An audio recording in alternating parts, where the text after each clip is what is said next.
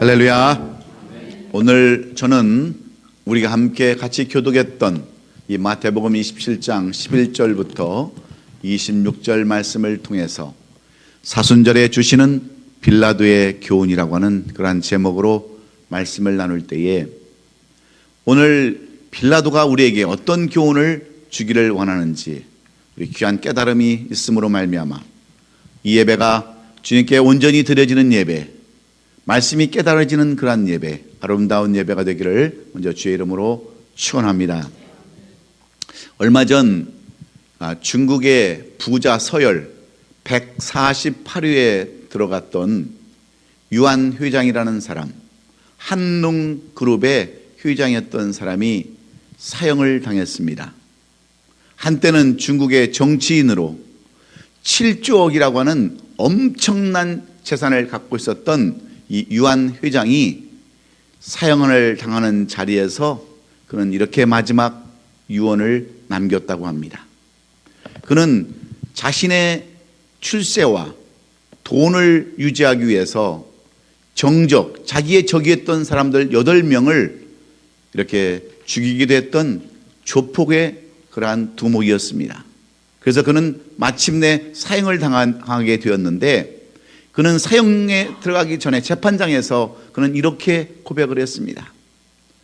내 인생이 이렇게 짧은 줄 알았더라면 내가 차라리 구멍가게나 장사를 하면서 가족들과 함께 하였을 것을 하며 후회하고, 이렇게 인생이 짧았다고 한다면 내가 왜 이렇게 그렇게 모질게 인생을 살아왔던가 후회하면서 그는 마지막 그 재판장에서 눈물을 펑펑 흘리면서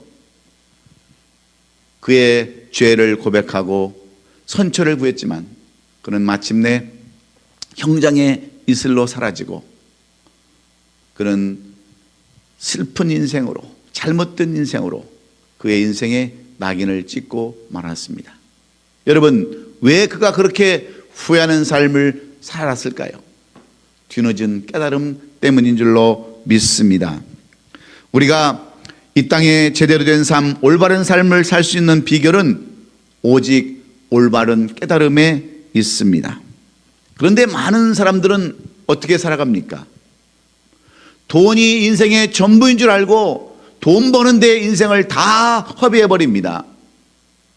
지식이 인생의 다 전부인 줄 알고 지식을 쌓는데 모든 시간을 다 거기에 투자합니다. 명예와 권력이 행복을 가져다 주는 줄 알고 인생의 전부인 줄 알고 명예와 권력을 얻는데 수단과 방법을 가리지 않습니다.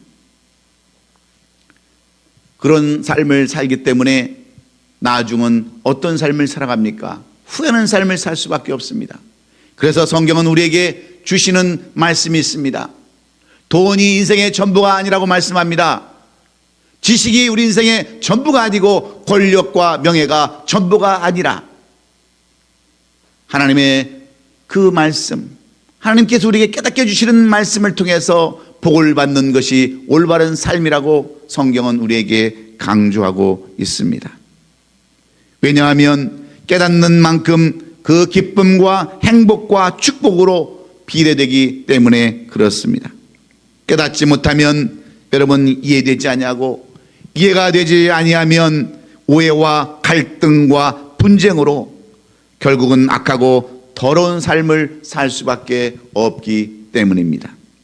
그러므로 오늘 3월 세 번째 주일, 거룩한 주일에, 그리고 사순절 기간 동안에 오늘 우리는 이 주시는 말씀을 통해서 무엇을 깨달아야 되는지 이 말씀을 깊이 묵상하시면서 이 사순절 기간이 우리에게는 주님의 그 삶을 살펴보면서 그리고 부활절을 기다리는 그러한 우리의 모든 삶이 될 수 있기를 간절히 원합니다.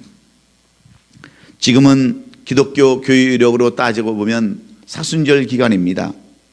그러면 사순절 기간은 도대체 무슨 기간일까? 왜 사순절 기간이라는 것을 만들었을까?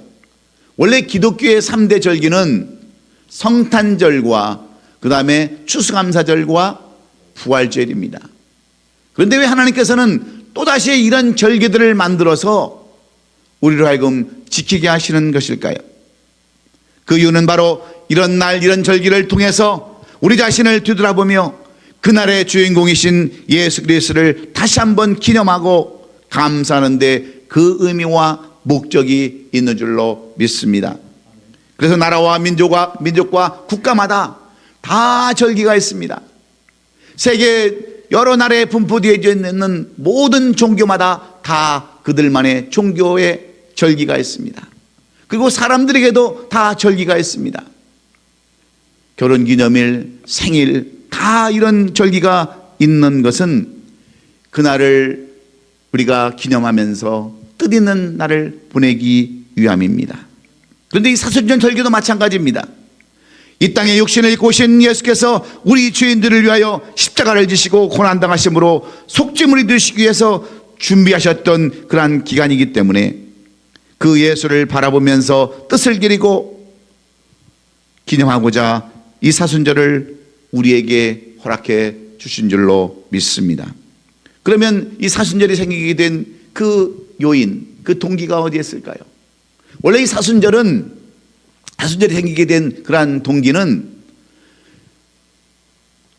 주님의 제자들로 인하여 예수를 믿게 된 그러한 초대교회 성도들이 부활절 전에 그 주님이 명령하신 대로 세례를 받기 위해서, 부활절 전에 세례를 받기 위해서 약 6일 동안을 그들은 금식하며 기도하고 회개하고 성결한 삶을 갖는 시간이 6일 동안이었습니다.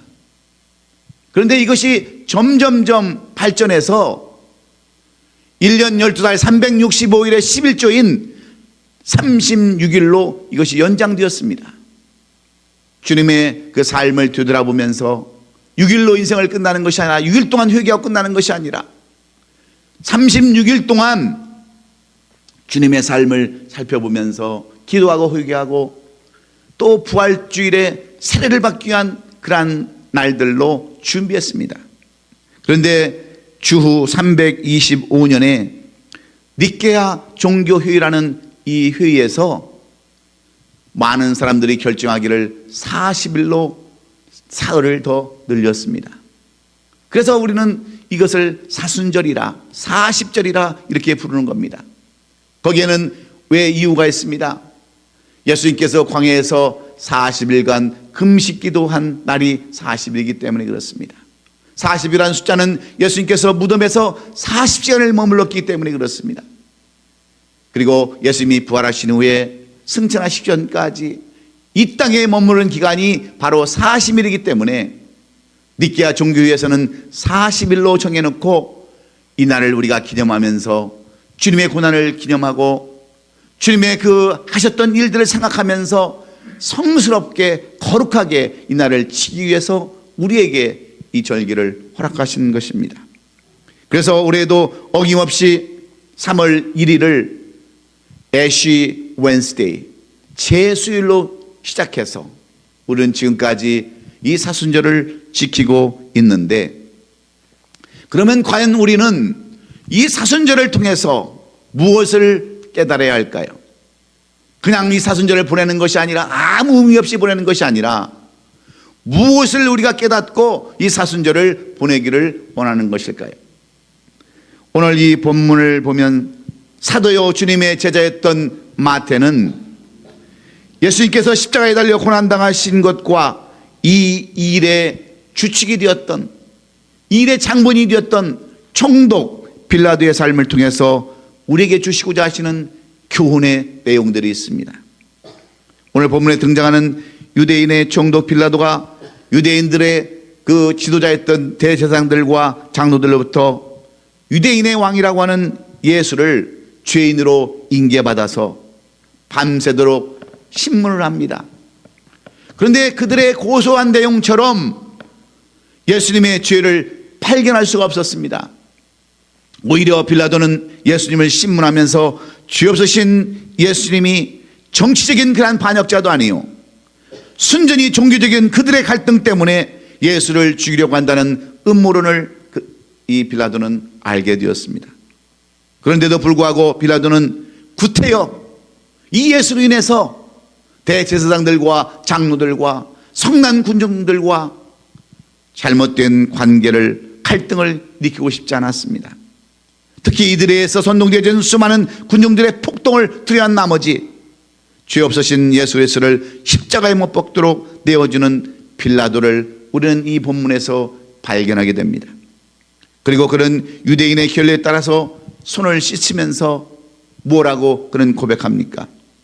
나는 이 사람의 피에 대해서는 무죄하니 너희가 당하라고 하는 이러한 말 한마디를 남기고 예수 그리스도를 십자가에 처형해 내어주는 사형 언도를 한 사람이 바로 오늘 본문에 나오는 총독 빌라도입니다. 이 십자가의 사건에 등장하는 빌라도의 선택과 결정을 통해서 오늘 우리는 무엇을 깨달아야 할까요? 그냥 이 사순절을 보내는 것이 아니라 오늘 빌라도가 주시는 이 교훈을 통해서 오늘 우리는 깊은 깨달음 세 가지를 우리는 알아야 합니다. 첫째는 뭐냐? 선택이 우리의 일생을 결정짓는다고 하는 귀한 교훈을 깨달아야 되는 줄로 믿습니다. 우리가 무엇을 선택하느냐에 따라서 우리의 인생이 달라진다는 것을 우리는 분명히 알아야 합니다.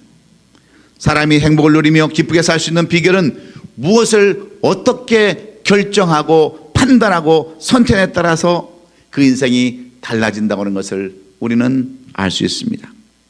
총독 빌라도는 분명히 죄 없으신 예수님을 알았지만 그는 우유부단한 성격으로 인해서 올바른 결정을 내릴 수가 없었습니다.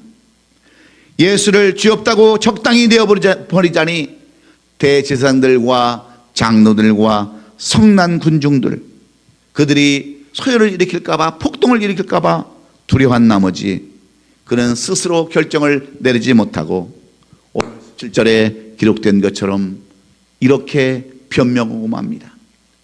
내가 누구를 너에게 놓아주기를 원하느냐? 바라바냐? 그리스도냐? 하는 예수냐? 하면서 어떤 사람을 놓아줄 것을 그들에게 물어보는 겁니다. 여러분, 올바른 결정은 누가 해야 합니까?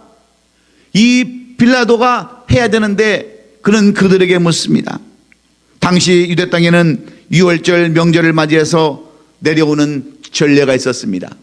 유월절 명절이 되면 한 사람 죄인을 놓아주는 오늘날 특별 사면 제도가 있었는데 예수님의 죄 없으심을 알고 이 빌라도는 이 특별 사면에 예수님을 도와주기를 원했습니다. 그래서 물어보는 거예요. 내가 누구를 너에게 도와주기를 원하느냐? 흉악한 죄인 바라바를 도와줄 것이냐?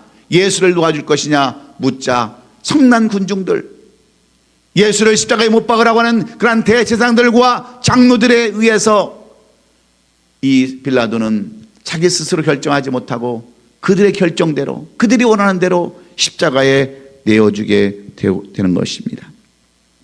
그랬을 때 유대인들은 바라바를 놓아주고 예수를 십자가에 못 박이라 죽음으로 말미암아 결국은 26절에 어떤 말씀으로 그 인생이 끝납니까? 이에 바라바는 그들에게 놓아주고 예수는 채찍질하고 십자가에 못 박히게 넘겨주느니라 이렇게 말씀하고 있습니다. 그래서 인류의 가장 큰 사건인 십자가의 사건을 만들게 된 장본인이 바로 우리가 잘 아는 총독 빌라도입니다. 사실 빌라도는 그렇게 악한 사람은 아니었습니다. 오히려 예수님을 도와주기를 원하는 사람 중에 한 사람이었어요. 그러나 그는 기회주의적인 성격과 자기 지위를 지키려고 하는 안일한 그러한 인격 때문에, 그러한 마음 때문에 올바른 결정을 내리지 못하고 악한 백성들에게 굴복당한 채 결국은 악한 죄에 가담하게 되는 결과를 가져오게 된 것입니다. 그래서 빌라도는 마침내 예수를 십자가에 못 박아 죽이는 일에 총책임자가 되었고 지금까지 수많은 우리 기독교인들에게 저주의 대상이 되고 말았던 것입니다. 그러면 왜 빌라도는 이처럼 인류 역사상에 태어나지 말아야 할 사람이 되었는가? 그는 어째서 지금까지 수천 년 동안 고백되어지는 우리가 고백하는 사도신경에서 빼놓을 수 없는 슬픈 인생이 되었을까요? 우리가 구체적으로 이 이야기에 대한 이야기를 나눈다면 단 한 가지입니다. 그는 예수가 누구인 줄을 몰랐습니다. 만약에 이 빌라도가 예수 그리스도가 어떤 분이신 줄 알았다면, 전능하신 하나님의 아들 독생자 예수였던 것을 알았다고 한다면, 왜 이 예수님을 십자가형에 처하도록 그렇게 사형 선고를 내리고 넘겨주었겠습니까? 여러분, 우리는 예수 그리스도를 알지 못하면 우리의 인생도 이렇게 망하는 인생, 잘못된 인생이 될 수밖에 없습니다. 올바른 삶을 살지 않냐고 항상 악한 삶을 살 수밖에 없는 겁니다. 그런데 빌라도는 예수님을 알지 못했던 것을 우리가 볼 수 있습니다. 그래서 오늘 본문을 보면 대제사장들과 장로들에게 의해서 사회를 혼란시키고 로마 정부에 반역한다고 하는 예수를 고발하고 끌고 왔을 때 이 빌라도가 예수님 앞에 뭐라고 묻습니까? 내가 바로 유대인의 왕이냐 물었습니다. 여러분, 왜 빌라도는 예수님에게 네가 유대인의 왕이냐고 묻는 겁니까? 여기에서 우리는 분명한 두 가지의 포인트를 알아야 합니다. 빌라도가 알았던 유대인의 왕과 예수님이 말씀하셨던 유대인의 왕에는 차이가 있기 때문에 그렇습니다. 지금까지 침묵하면서 말씀 한마디 안 하셨던 예수님께서 내가 유대인의 왕이냐는 그 빌라도의 물음에 예수님은 내 말이 옳도다, 내가 유대인의 왕이다, 이렇게 이야기하는 데는 다른 관점이 있음을 우리가 분명히 알아야 합니다. 빌라도가 물어보는 유대인의 왕은 이스라엘 백성들, 유대 백성들이 지금 다시 복원하기를 원하는 바로 누구의 자손입니까? 다윗의 그러한 왕국, 다윗의 왕국을 다시 건설하기 위한 그러한 유대인의 왕을 의미하고 있는 겁니다. 지금까지 이스라엘은 유대는 로마의 지배 아래서 많은 핍박을 받고 있었습니다. 그래서 이 사람들은 항상 독립을 원했어요. 그런데 로마의 총독으로 로마의 녹을 먹고 있는 이 빌라도가 유대인의 왕으로 왔다고 하는 이야기를 듣고 어이가 없었어요. 더 이상 할 말이 없었습니다. 더 이상 어떤 자비와 어떤 사랑을 베풀 수 있는 그런 대상이 아니었기에 십자가에 내어주고 말았습니다. 그러나 예수님은 내가 유대인의 왕이라고 했던 그 의미는 어디에 있습니까? 예수님께서 말씀하시는 유대왕은 약속된 메시아로서 하늘의 권세와 또 모든 것들을 다 가지신 영적인 왕이요, 세상을 구원하러 오신 구세주의 만왕의 왕임을 의미하는 것입니다. 이런 것들을 모르니까 어리석은 그런 빌라도는 예수를 십자가에 처형에 내어주고 말았던 겁니다. 빌라도는 이런 예수님을 알지 못했기에 모함하는 대제사장들과 장로들의 고소를 들어줄 수밖에 없으므로 그는 인생에 있어서 가장 슬픈 인생, 잘못된 인생, 그 엄청난 고난의 십자가를 예수님을 하여금 지게 하셨던 겁니다. 물론 이 십자가의 사건은 예수님께서 이 땅에 오시기 전 이미 700년 전에 이사야를 통해서 이미 다 예언하신 그러한 내용들입니다. 그러나 하나님의 원대하신 계획에 의해서 이미 준비된 사건이지만 중요한 포인트가 하나 있습니다. 하나님의 계획 안에 잘못된 인간의 판단과 결정으로 이 사건을 이루게 하셨다는 데에 그 의미가 있음을 오늘 우리는 알아야 합니다. 쉽게 말씀드리면 이런 것입니다. 하나님께서는 우리를 만드실 때 하나님의 형상대로 만드시고 우리에게 특별한 고난을 주셨는데 자유의지라고 하는 그러한 의지를 주셨습니다. 우리가 하여금 마음대로 선택하고 마음대로 살 수 있는 자유를 우리에게 주셨어요. 그래서 하나님의 옳은 마음을 가지고 하나님의 마음을 가지고 올바로 선택해서 올바로 살게끔 우리에게 자유의지를 주셨는데 우리는 어떻습니까? 우리의 마음이 하나님의 마음이 아니라 하나님의 옳은 선택이 아니라 늘 우리를 유혹하고 우리를 죄악에 빠뜨려고 하는 마귀의 그러한 마음을 가짐으로 말미암아 잘못된 선택으로 말미암아 하나님과의 관계가 멀어지고 하나님을 떠나며 동산 위에 숨는 그런 삶을 우리가 살게 된 것입니다. 마치 아담과 하와가 동산에 있던 선악과를 보고 그들에게 두 가지의 마음이 있었던 것과 같습니다. 한 마음은 내가 먹는 날에는 정령 죽으라고 하신 하나님의 말씀과 같은 그러한 마음이 있었을 뿐만 아니라 또 한 가지는 먹음직도 하고 보암직도 하고 지혜롭게 할 만큼 탐스러운 마음, 이 사탄의 마음, 사탄의 그 마음이 두 가지의 마음이 있었기 때문인 것 같습니다. 그런데 아담과 하와는 결국 무엇을 택합니까? 사탄의 마음에 의해 지배되어서 잘못된 결정을 내림으로 그들은 온 인류를 죄에 빠뜨리는 죄의 조상이 되고 말았습니다. 그런데 오늘 이 빌라도도 똑같습니다. 예수님을 알지 못하여 그는 잘못된 선택을 함으로 말미암아 그의 인생도 잘못된 인생으로, 저주받은 인생으로, 슬픈 인생으로 바뀌었기에, 여러분, 우리의 잘못된 선택이 우리의 인생을 망친다는 것, 우리 인생에 우리의 선택이 달렸다는 것을 여러분 아신다고 한다면 오늘 우리는 이 사순절 기간 동안에 우리 자신을 한번 되돌아봐야 합니다.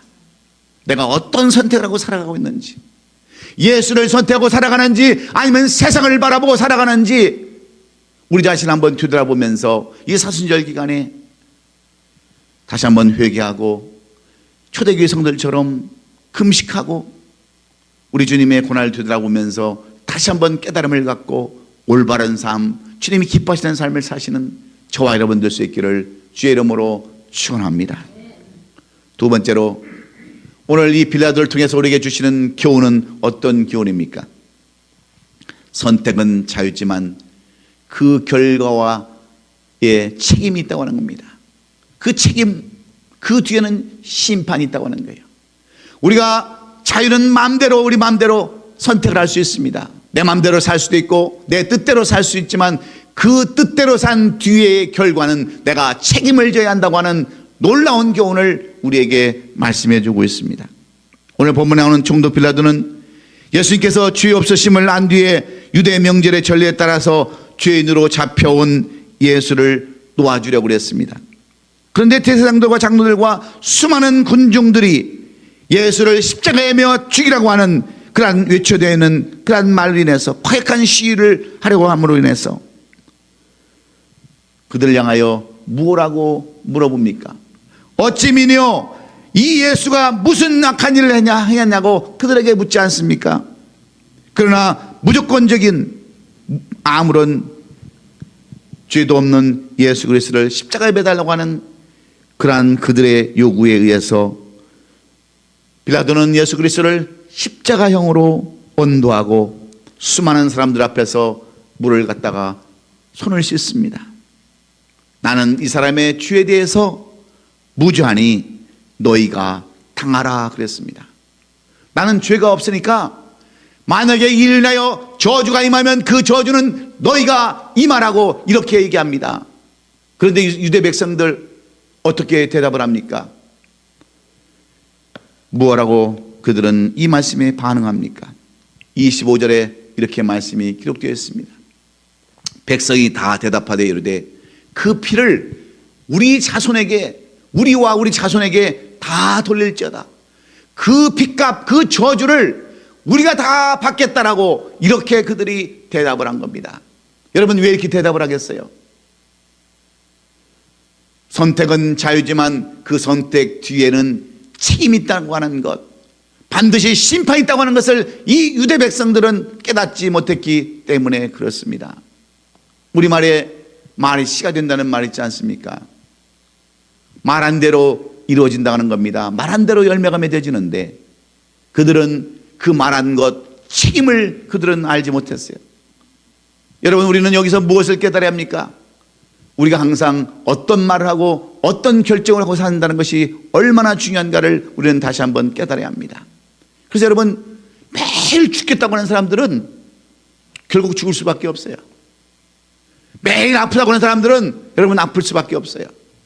매일 못 살겠다, 매일 힘들다 하고 매일 이렇게 부정적인 삶을 사는 사람들은 결국 그런 삶을 살다가 인생을 망칠 수밖에 없습니다.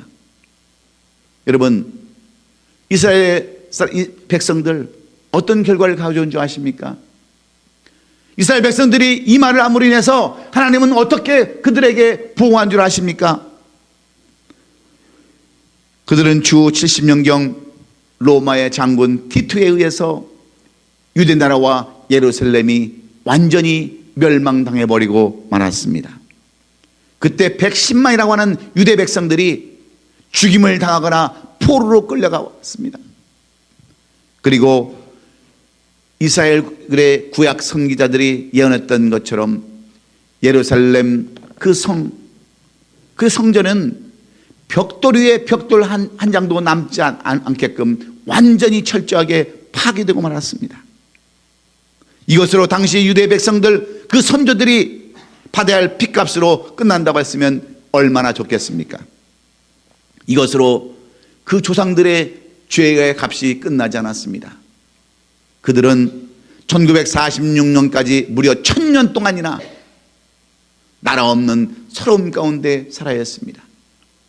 이 나라 저 나라를 쫓겨다니면서 나라 없는 서러움, 바로 그들은 이곳 가서 기웃거리고 저곳 가서 기웃거리면서 나라 없는 슬픔으로 디아스포라의 삶을 살았을 뿐만 아니라 2차 대전 때에는 히틀러에 의해서 무려 600만 명이라고 하는 유대인들이, 죄 없는 이 유대인들이 사람을 실험용으로 사용되어지고 학살당했습니다. 얼마나 여러분 그들이 많은 고통을 당한 줄 아십니까? 그것으로 끝났으면 얼마나 좋았을까요? 오늘 그들의 이 후손들은 어떤 삶을 살아갑니까? 지금도 그들은 피해 전쟁에 속해 있습니다.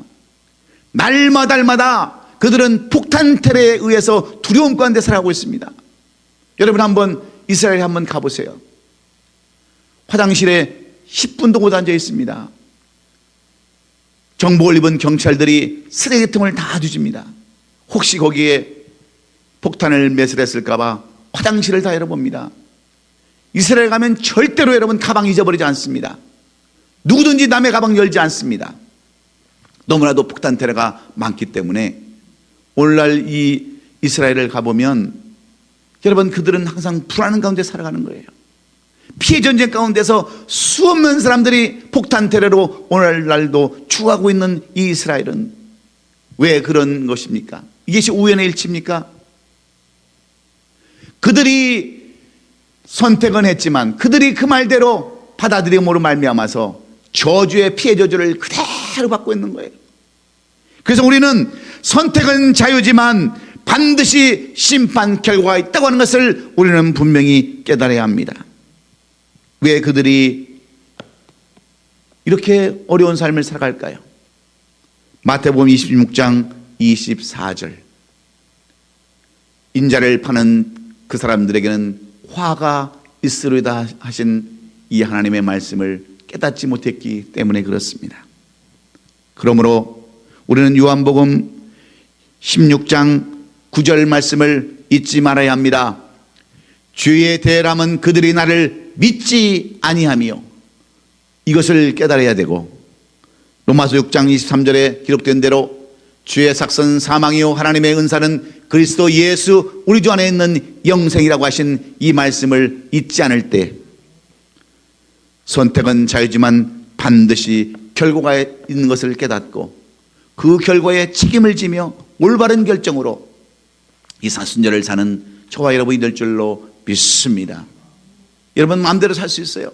여러분 마음대로 결정하고 마음대로 할 수 있지만 그 결과가 있다고 하는 것, 심판이 있다고 하는 것을 여러분 깨닫고 오늘 빌라도처럼 살지 마시고 오늘 반드시 주님의 자녀의 삶을 사심으로 말미암아 이 사순절이 여러분과 저에게는 아름다운 기간이요, 준비하는 기간이요, 부활의 아침을 소망하는 그러한 절기가 될 수 있기를 예수님의 이름으로 축원합니다. 마지막으로 우리에게 주시는 빌라도를 통한 교훈은 무엇입니까?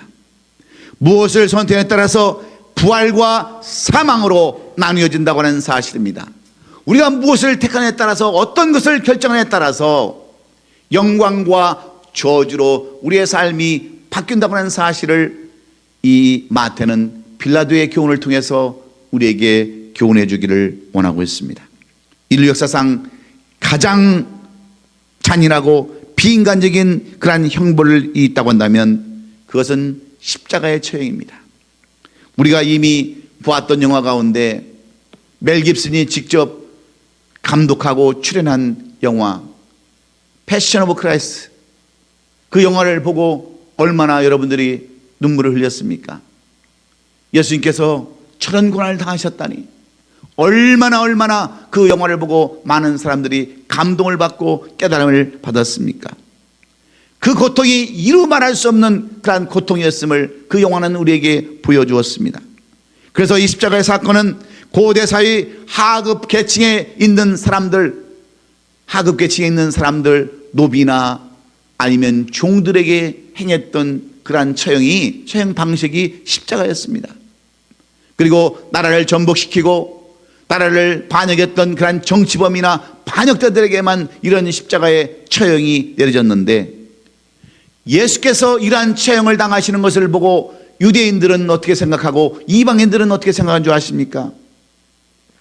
고린도전서 1장 23절에 우리는 십자가에 못 박힌 그리스도를 전하니 유대인에게는 꺼리끼는 것이요 이방인에게는 미련한 것이었다, 이렇게 고린도전서는 써놓고 있습니다. 예수 그리스도의 십자가의 그러한 죽음이 유대인들에게는, 그리고 이방인들에게는, 예수님을 믿지 않는 그들에게는 다 헛된 것이 되고 말았다고 하는 그러한 내용과 똑같습니다.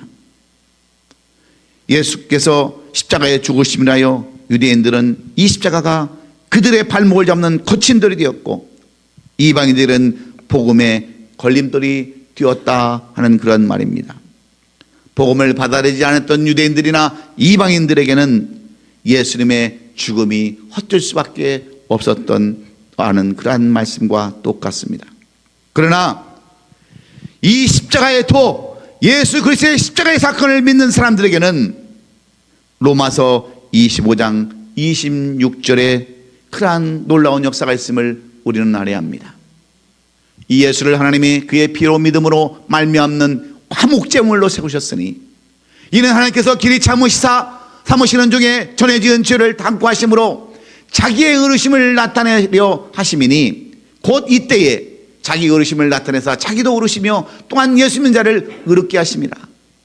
우리를 의롭게 하시려고, 우리를 사망에서 부활로 인도하시기 위해서, 영광으로 저주에서 영광으로 인도하시려고 십자가의 사건을 우리에게 보여주시면서 우리를 의롭게 하시려는 그 주님의 뜻을 우리가 깨달아야 한다는 말씀입니다. 예수 그리스도를 선택함으로 부활해서 영광으로 나타난다. 그렇지 않으면 사망과 저주로 나타날 수밖에 없다고 하는 결론의 말씀을 우리에게 주고 있습니다. 이 말씀은 요한복음 3장 16절의 말씀과 같은 말씀입니다. 하나님이 세상을 이처럼 사랑하사 독생자를 주셨으니 이는 그를 믿는 자마다 멸망치 않고 영생을 얻게 하려 하심이라 하신 이 말씀을 주시기 위해서 주님은 십자가를 지셨습니다. 그러므로 십자가는 우리에게는 결단코 분리될 수 없는 제자도의 상징이요 심볼이 아닐 수 없습니다. 그래서 마가복음 8장 23절에서는 우리에게 무엇을 요구하십니까? 무리와 제자들을 불러 이르시되 누구든지 나를 따라오려거든 자기를 부인하고 자기 십자가를 지고 나를 따를 것이니라, 이렇게 마가는 우리에게 교훈해 주고 있습니다. 사랑하는 성도 여러분, 선택은 자유지만 반드시 결과가 있고, 무엇을 선택에 따라서 우리는 영광과 저주로 우리의 삶이 바뀔 수도 있을 뿐만 아니라 사망과 부활로 우리 인생이 바뀔 수 있음을 분명히 깨달아야 합니다. 중요한 것은 뭡니까? 우리를 위해서 십자가를 달리시고 우리를 위해 대신 죽으신 그 예수를 제대로 알아야, 깨달아야 우리가 오늘도 필라도처럼 살지 않고 올바른 선택으로 살게 될 줄로 믿습니다. 사랑하는 성도 여러분, 선택이 우리 일생을 결정짓는다고 하는 것 여러분 깨달으셨다면 오늘 무엇을 결정해야 되겠습니까? 예수만이 나의 주시오, 예수만이 나의 구원자이신 것을 깨닫고 이 사순절 기간에 주님을 묵상하시고 그 주님을 영접할 수 있는 저와 여러분 되시기를 예수님의 이름으로 축원합니다.